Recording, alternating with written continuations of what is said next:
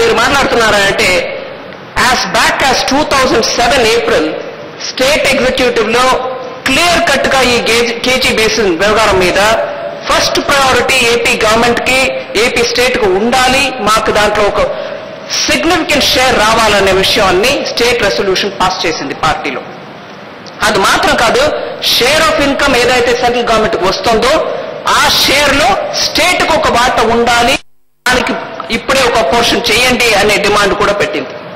అప్పటి నుంచి సరే ఇప్పటి వరకు ఉన్న ఎంపీస్ ని కూడా నేను ఒక అకౌంటబిలిటీ అనే హెడ్డింగ్ మీద I want every MP to say ఈ స్టేట్ ప్రయోజనాల కోసం కేజీ బేసిన్ లో ఇంత ఒక పెద్ద ప్రెషర్ మనకు దొరికినప్పుడు మన స్టేట్ గురించి ఎందుకు అంత డీటెయిల్డ్ గా సెంట్రల్ గవర్నమెంట్ తోటి మాట్లాడలేదని ఇప్పుడు వెరీ క్లియర్లీ సుధాకర్ గారు చెప్పిన విషయం నుంచి మన వెంకటేష్ గారు చెప్పిన విషయం నుంచి సాఫీగా తెలుస్తుంది that state government has not applied it's mind. ఈ రాష్ట్ర అభివృద్ధికి ఇంత సంపద మనకు ఉన్నప్పుడు అది ఎలా వాడుకోవాలనే విషయం మీద అవగాహన లేకుండా ఏదో we're just moving along with days అనేది క్లియర్ గా తెలియవచ్చింది. ఏదో అనిల్ అంబానీ వాళ్ళ ఫ్యామిలీ ఫ్యూడ్ వల్ల ఏదో మాట్లాడటం వల్ల ఇవాళ మనం ఒక చైతన్యం వచ్చి మన అందరూ ఇక్కడ కూర్చొని మాట్లాడుతున్నాం. The credit has to go to a wrong party but not to us who have been elected by the people. ఇది చెప్పి నేను ఆ నెగటివ్ మాట మీద ఆపట్లేదు, కానీ ఇప్పుడు ఇంతమంది మనం ఇక్కడ కూర్చున్నాం కదా, ఇప్పుడైనా స్పెసిఫిక్ హోంవర్క్ చేసుకొని మంత్రి గారు అంత మాట ఇచ్చారు, but it is all talk in the air.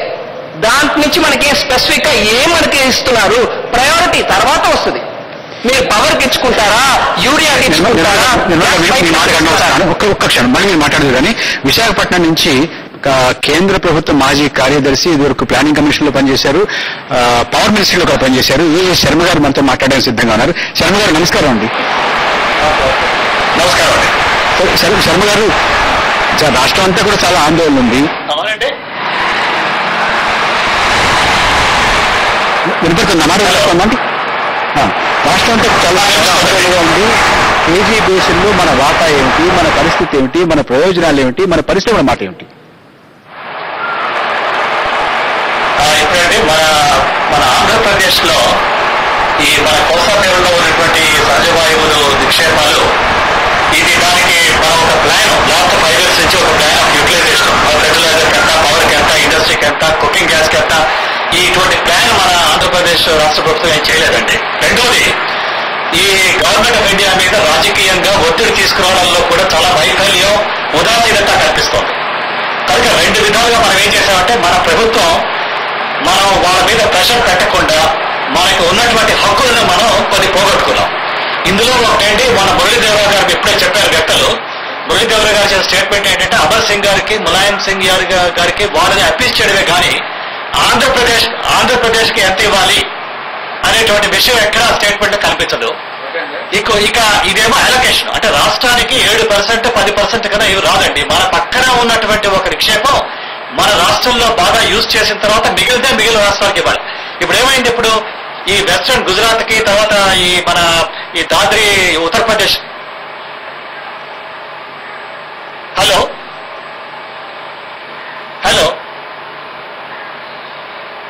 ఎవరు చెప్పంటారా? ఇప్పుడు అది మన ఉత్తరప్రదేశ్ కి, గుజరాత్ కి ముందు తీసుకెళ్లి ఏదైనా మిగిలితే మీకు ఇస్తామనేటువంటి ఒక ఉద్దేశం భారతదేశం దీంట్లో గవర్నమెంట్ లో కనిపిస్తోంది. రెండో విధంగా మనం నిజంగా దీంట్లో పెద్ద హాని ఏమైందంటే, నేను ఎప్పటి నుంచో అప్పుడే 3 సంవత్సరాల నుంచి నేను ముఖ్యమంత్రి గారికి, ప్రధానమంత్రి గారికి ఎన్నో ఉత్తరాలు రాశాను. వాళ్ళు జవాబులు కూడా ఇవ్వలేదు వాళ్ళు.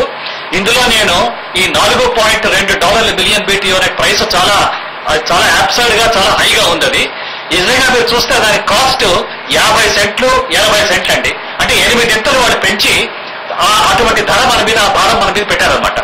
ఈ 2 విధాలుగా మనం పోగొట్టుకున్నాం. మరి రిలయన్స్ RIL మీద ఇంత ఔదార్యం, ఇంత అభిమానం ఏమిటి? ఇప్పుడు చూడండి, మన రాజశేఖర రెడ్డి గారు వాళ్ళ ప్రభుత్వం ఒక అనౌన్స్మెంట్ చేశారు. ఈ సిటీ గ్యాస్ అంటే కుకింగ్ గ్యాస్ డిస్ట్రిబ్యూషన్ కి మళ్ళీ RIL కి 67% ఈక్విటీ షేర్ ఇస్తున్నామని. అంటే ఎలాగుందంటే, ఇప్పుడు మిగిలిన కంపెనీలు ఇక్కడ లేరా ఈ సిటీ గ్యాస్ చేసేవాళ్ళు? అంతకన్నా ఎఫిషియెంట్ గా చేసే కంపెనీలు చాలా ఉన్నాయి, మరి వాళ్ళకి ఎందుకు ఇవ్వడం లేదని. అలాగే ఇప్పుడు చూడండి, NTPCకి ఇంటర్నేషనల్ బిడ్ లో $2.34 మిలియన్ BTU ప్రైస్ ఇదే రిలయన్స్ కోట్ చేశారు. మరి ఆ NTPCకి అటువంటి కొటేషన్ ఉన్నప్పుడు మన ఆంధ్రప్రదేశ్ ప్రభుత్వం NTPCని అప్రోచ్ అయ్యి అయ్యా మాకు ఇటువంటి ఈ గ్యాస్ బేస్డ్ పవర్ ప్లాంట్స్ మాకు ఇవ్వండి అని ఎక్కడ ఆంధ్రప్రదేశ్ గవర్నమెంట్ ఎక్కడ ఎవరిని ఎప్పుడు మన రాజకీయంగా మనం ఎన్టీపీస్ అడగలేదు, ఒత్తిడి తీసుకురాలేదండి. హలో హలో హలో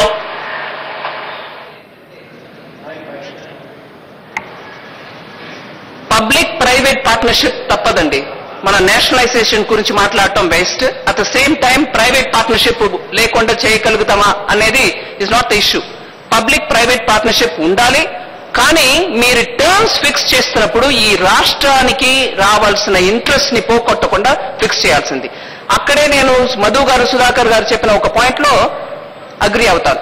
ఇప్పుడు ఉన్న సెంట్రల్ గవర్నమెంట్ డెఫినెట్ గా ముఖేష్ అంబానీ, నేను పేరెత్తున్నాను కాదు, ప్రైవేట్ ఆంటర్ప్రినర్ కి ఎంత ఫేవర్ చేసిందనంటే బడ్జెట్ లో కూడా they have given tax exemption that with in the first year ఆయన పెట్టుబడి మొత్తం కూడా వాపస్ తీసుకొని హాయిగా కూర్చోవచ్చు.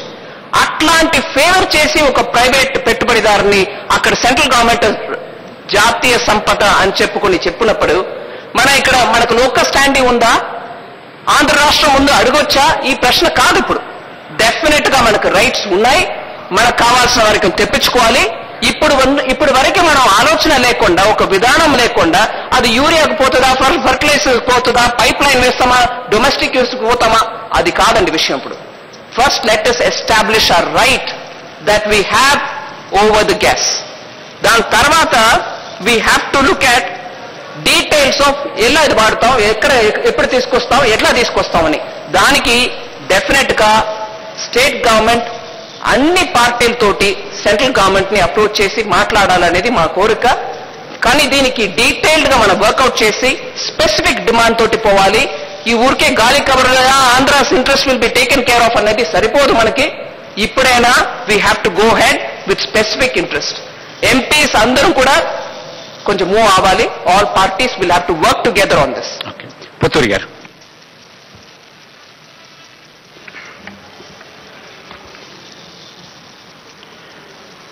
దాదాపు 20 సంవత్సరాల పెను నిద్ర వదలటానికి మీడియా ఒక ప్రయత్నం చేస్తుంది. ఆ ప్రయత్నం ఫలిస్తున్న సూచనలు కనిపించినాయి.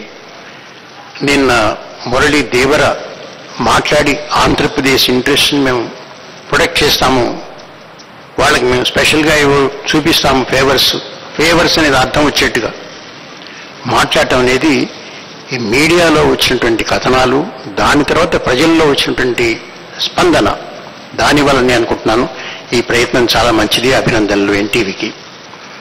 రెండవది, 15-20 సంవత్సరాల కిందటే ఇప్పుడు శర్మ గారు మాట్లాడినట్టు ఓఎన్జీసీలో పనిచేసేటువంటి కొంతమంది అధికారికంగా చెప్పలేక అనధికారికంగా అధికారంలో ఉన్నటువంటి వాళ్ళకి కోనసీమ ప్రాంతం గ్యాస్ నిక్షేపాల మీద ఉన్నది.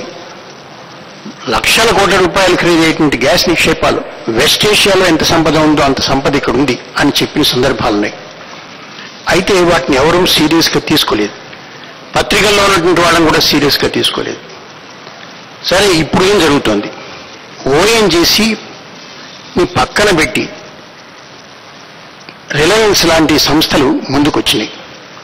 ఎందుకు అలా జరిగింది? ఓఎన్జీసీ అసమర్థత, వాళ్ళకి ఎక్స్పర్టీస్ లేదా, రిలయన్స్కి ఎక్స్పర్టీస్ ఉందా, వాళ్ళు విదేశీ కంపెనీల సహాయం తీసుకోవట్లేదా, విదేశీ కంపెనీలకి రిలయన్స్కి మధ్య వచ్చినటువంటి అండర్స్టాండింగ్ ఏమిటి, ఏ రకమైన వాళ్ళు వాటా ఇస్తున్నారు? ఈ పాయింట్స్ టచ్ కాలేదు కనుక నేను వాటి గురించి మాట్లాడుతున్నాను. ఇవి ఈ టర్మ్స్ ఆఫ్ అగ్రిమెంట్ ఏవి పూర్తిగా బయటికి రాలేదు. అగ్రిమెంట్లో ఉన్న దానికి మించి రిలయన్స్కి ఫేవర్స్ చేస్తున్నారు అనేటువంటి భావన చాలా మందిలో ఉంది. దానికి సమాధానం చెప్పాల్సిన అవసరం ఉంది ప్రభుత్వం. రెండవది, means of production, distribution and కన్సంప్షన్లో మీన్స్ ఆఫ్ ప్రొడక్షన్ ప్రభుత్వ రంగం చేతుల్లోనే ఉండాలి. రైల్వేస్ కూడా ప్రైవేట్ పరం చేస్తామంటే ఎట్లా జరుగుతుంది? పబ్లిక్ సర్వీస్, పబ్లిక్ ప్రాపర్టీ, లక్షల కోట్ల రూపాయల ఆస్తి ఎట్లా ఇతరులకి అప్పగించేస్తారు? కాబట్టి ఆ తర్వాత డిస్ట్రిబ్యూషన్ కూడా ప్రభుత్వ రంగంలోనే ఉండాలి. కన్సంప్షన్కి వచ్చేటప్పటికి మీరు ఫ్యాక్టరీస్ పెట్టండి, ఎరువుల ఫ్యాక్టరీలు పెట్టండి, పవర్ ప్లాంట్స్ పెట్టండి, ఇంకా హైడ్రోకార్బన్స్ ఉపయోగించేటువంటి వేల పరిశ్రమలు పెట్టవచ్చు, అవన్నీ పెట్టండి. వాటిలో ప్రైవేట్ రంగం ఉండవచ్చు. కానీ ఇవి మాత్రం ప్రైవేట్ రంగానికి అప్పగించడం అనేటువంటిది చాలా పెద్ద పొరపాటు.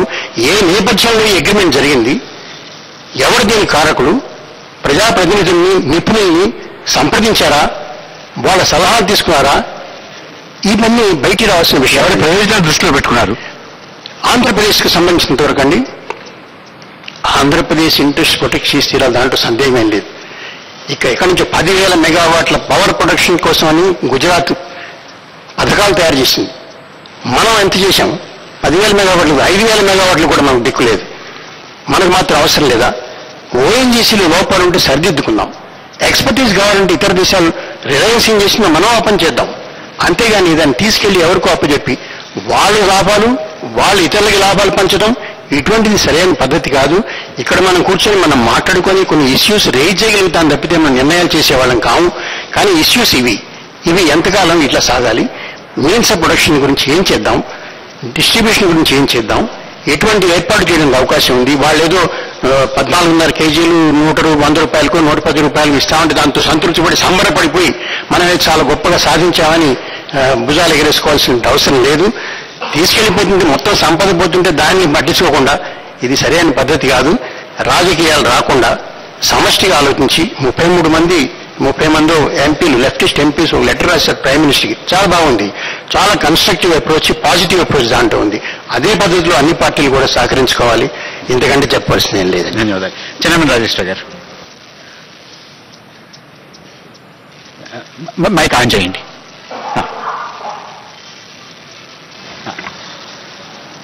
మిత్రులంతా చెప్పినట్టుగానే ఇది జాతీయ సంపద అనడంలో సందేహం లేదు.